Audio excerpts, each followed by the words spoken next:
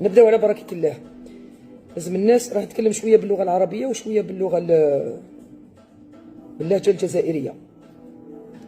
الحمراء على اللاعب آدم والناس لهذا الشوط في الوقت بدل الضايع يأتي القرار بإشار البطاقة الحمراء على اللاعب آدم والناس لهذا الشوط في الوقت بدل. الناس حبيتوا تعرفوا شنو نقول، باسكو بزاف الناس راهي تكذب وتؤول، وكاين ناس مرتزقه اللي راهي تقول بلي انها هذه المشجعه الجزائريه راهي قالت كلام ماشي مليح.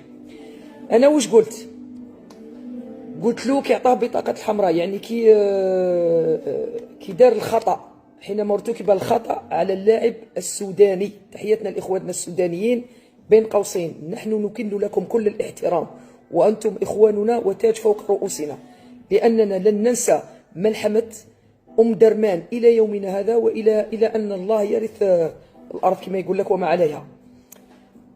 كان خطأ بالطبع ويستحق المفروض الإنذار أصفر، لكن من قبل كان عنده إنذار واحد. عطاه بطاقة الحمراء. أنا وش قلت له؟ قلت له وعلاه يا آدم والناس يا وليدي خسرتها، وانت على بالك باللي الحكام حاقدين علينا وهم الحاقدين.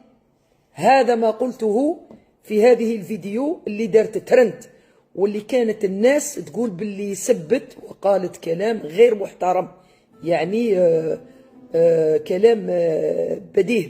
فهمتوا؟ أنا لم أسب ولم أشتم ولم أقذف ولم أقل كلام غير محترم، ومن هذا المنبر مستعدة أن يكون تحقيق إذا تحتمت الأمور، أن لجنة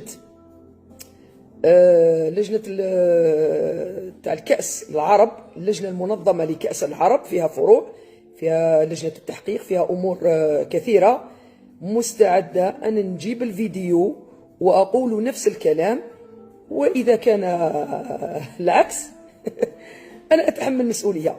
هذا حتى هذا من أجل وقف نزيف الدم اللي قاموا به من يحقدون على الجزائر ومن يكرهون الجزائر ومن يؤولون في بعض الصفحات. ولا أنسى اللي هكذا كما قال الجيران جار السوء، كما قال رئيس جمهورية تبون، اللي يريدون تأويل، وكل وجه أحمر وكل الإعلام المنحط يتكلم على ذلك. يعني الناس اللي